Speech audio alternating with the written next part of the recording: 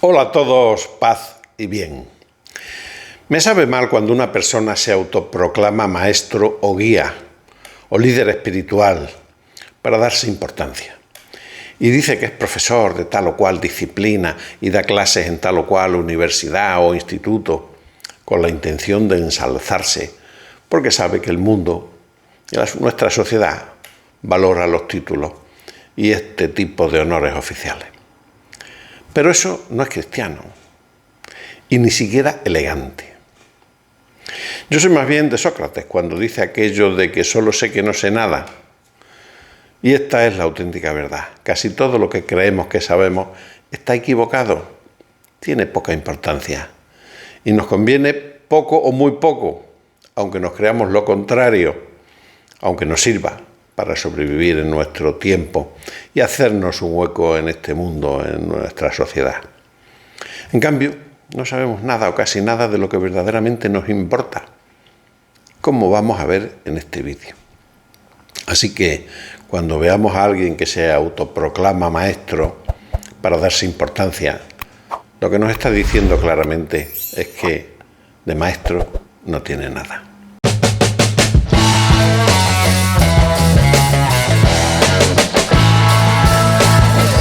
A Jesucristo no le gustaban nada los que se autoproclamaban maestros y gente importante, los que se daban pisto, que eran en su tiempo los fariseos, los escribas y los publicanos. Él dice: en la cátedra de Moisés se sientan los escribas y los fariseos. Así que todo lo que os digan que guardéis, guardadlo y hacedlo, mas no hagáis conforme a sus obras, porque dicen y no hacen. Porque atan cargas pesadas y difíciles de llevar y las ponen sobre los hombros de los hombres, pero ellos ni con un dedo quieren moverlas. Antes hacen todas sus obras para ser vistos por los hombres, pues se ensanchan sus filasterías y extienden los flecos de sus mantos. Y aman los primeros asientos en las cenas y las primeras sillas en las sinagogas y las salutaciones en las plazas y que los hombres los llamen rabí, rabí. Pero vosotros no queráis que os llamen rabí, porque uno es vuestro maestro, el Cristo, y todos vosotros sois hermanos. Y no llaméis Padre vuestro a nadie en la tierra, porque uno es vuestro Padre, el que está en los cielos.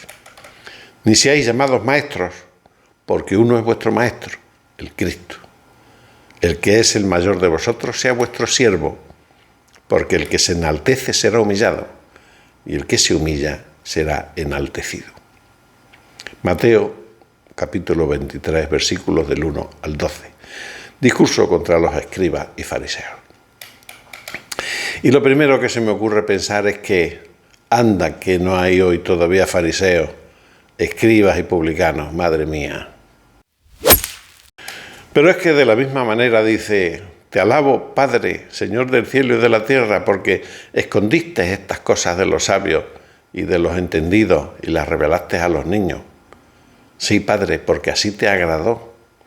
Todas las cosas me fueron entregadas por mi Padre, y nadie conoce al Hijo sino el Padre, ni al Padre conoce alguno sino el Hijo, y aquel a quien el Hijo lo quiera revelar.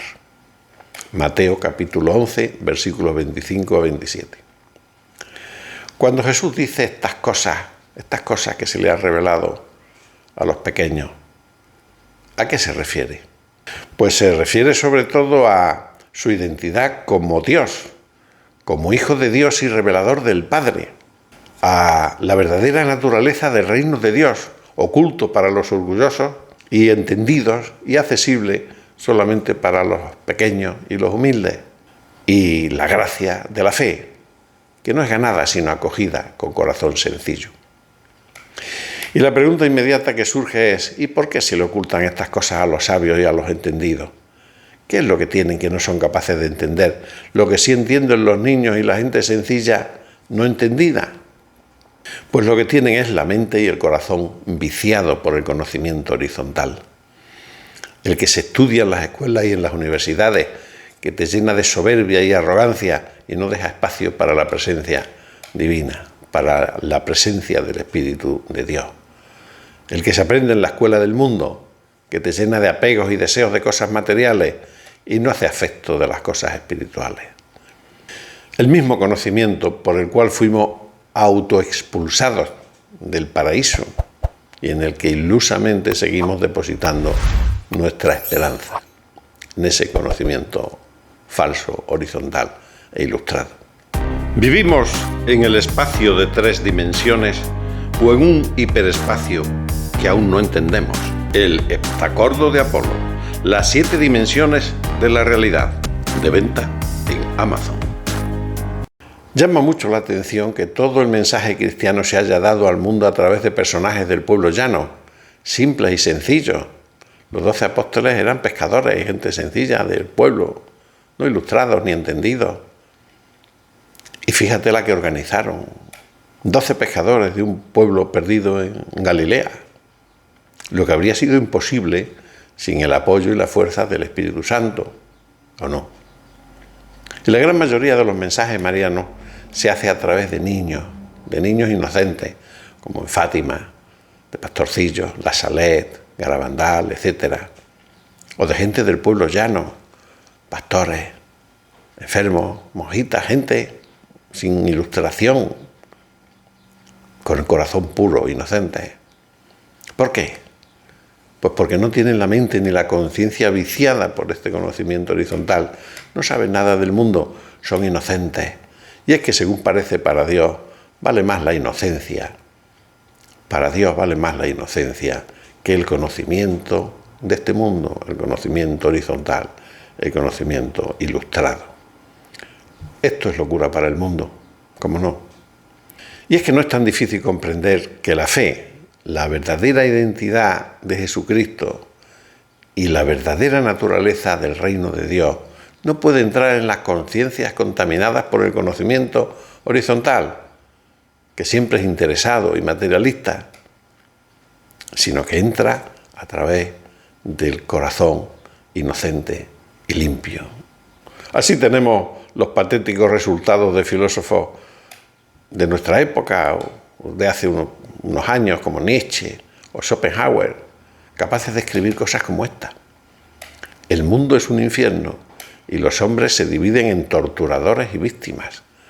En esta lucha constante, los más despiadados prosperan, pues la compasión es rara y la moral no es más que una ilusión creada para consolar a los débiles.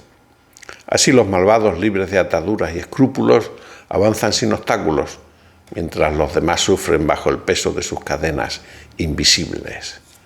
Arthur Schopenhauer. Y efectivamente, el mundo es un infierno para hombres como ellos, que se rigen por la voluntad de poder y no por un espíritu cristiano. A mí me dan pena, aunque consigan alcanzar sus altas cotas de poder, siempre temporal, siempre pasajero, siempre viviendo en un infierno. Así acabaron muchos.